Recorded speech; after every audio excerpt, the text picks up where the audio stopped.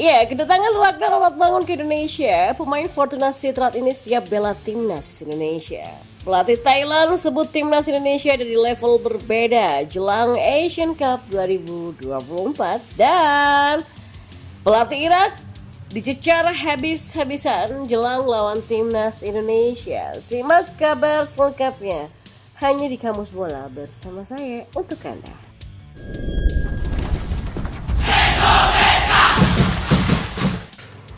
Ya, pemain timnas Indonesia Ragnar Aratmangun tiba di Indonesia pada Selasa 21 Mei malam kemarin. Kedatangan Ragnar ini menyusul pemanggilan pemain Fortuna Sittard oleh PSSI untuk memperkuat timnas Indonesia di dalam putaran 2 kualifikasi Piala Dunia 2026 zona Asia. PSSI sendiri sudah memanggil 22 pemain untuk timnas Indonesia yang akan berlangsung di putaran 2 kualifikasi Piala Dunia 2026 zona Asia. Timnas Indonesia diuntungkan dengan 2 laga kandang menjamu Irak dan Filipina di Stadion Gelora Bung Karno, Jakarta pada 6 dan 11 Juni 2024. Laga ini menjadi kesempatan emas bagi timnas Indonesia untuk meraih poin maksimal di kandang sendiri. Ya, pelatih timnas Indonesia Sinteyong sudah menjadwalkan pemusatan latihan yang akan diikuti oleh seluruh skuad Garuda mulai 27 Mei mendatang. Pemusatan latihan ini sangat penting untuk mempersiapkan tim dalam menghadapi pertandingan-pertandingan krusial tersebut. Ya, seluruh pemain termasuk mereka yang bermain di luar negeri diharapkan bisa beradaptasi dengan cepat dan memberikan performa terbaik mereka.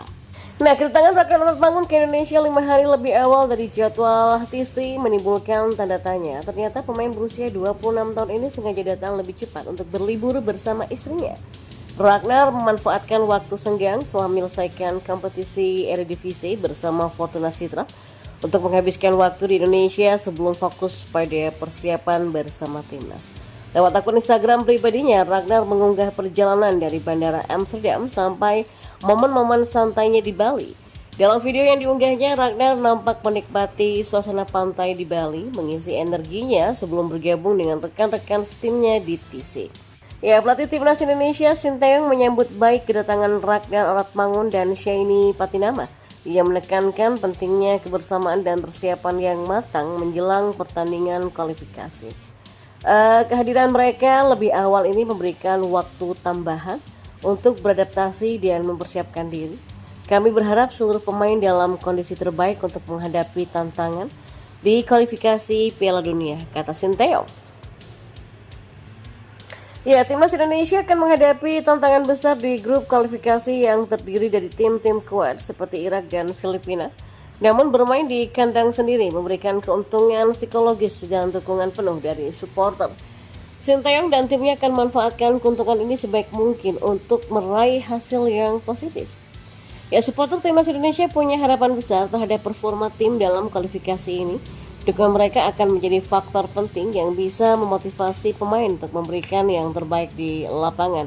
Pertandingan di Stadion Gelora Bung Karno ini diprediksi akan dipenuhi oleh ribuan pendukung yang siap memberikan semangat kepada skuad Garuda. Ya, kedatangan awal Ragnar Aratmangun dan Sheini Patinama ke Indonesia menunjukkan komitmen mereka untuk memberikan yang terbaik bagi timnas. Dengan persiapan yang matang dan dukungan penuh dari supporter, timnas Indonesia punya peluang besar untuk meraih kesuksesan di putaran 2 kualifikasi Piala Dunia 2026 zona Asia. Ya, pertandingan melawan Irak dan Filipina akan menjadi ujian nyata bagi skuad Garuda, namun dengan semangat dan kerja keras, hasil positif dapat diraih. Timnas Thailand berstatus sebagai juara bertahan setelah memenangi 2 edisi Asian Cup sebelumnya. Selain itu, tim Gajah Perang juga merupakan tim tersukses dalam sejarah turnamen dengan 7 gelar. Oleh karena itulah tidak heran kalau Thailand kembali menjadi favorit juara pada edisi tahun ini. Ya, mengomentari hal ini, pelatih timnas Thailand Masatada Ishii menyadari timnya dianggap kuat di Asia Tenggara. Meski begitu, juru taktik asal Jepang tersebut tidak ingin mengesampingkan tim-tim lain dalam perburuan gelar juara. Salah satu tim yang diwaspadai oleh pelatih berusia 57 tahun itu adalah timnas Indonesia. Dan menurutnya, timnas Indonesia mengalami perkembangan yang sangat pesat dalam beberapa waktu terakhir. Ishii menilai Sinteyong dan anak asuhnya sudah mencapai level yang berbeda dan akan terus berkembang. Thailand dan Vietnam sama-sama tim kuat di kawasan. Tapi memang perlu disebutkan bahwa Indonesia sangat progresif dalam beberapa waktu terakhir. Mereka sudah mencapai level lain dan akan terus berkembang dan tidak berhenti, ujarnya. Sebagai informasi, Asian Cup 2024 dijadwalkan akan berlangsung pada 23 November sampai 21 November nanti.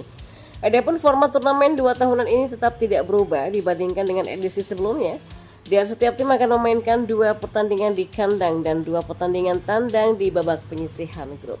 Ya, 2 tim terbaik dari masing-masing grup akan lolos ke babak semifinal yang berlangsung dalam 2 leg. Dan pada edisi terakhir, timnas Indonesia kandas di semifinal usai kalah agregat dengan skor 0-2 dari Vietnam. Ya, skuad Garuda tercatat sudah 6 kali mencapai final tapi belum pernah menjadi juara. Asian Cup tahun ini akan menjadi edisi ke-15 turnamen sejak pertama kali dihelat pada tahun 1996 silam.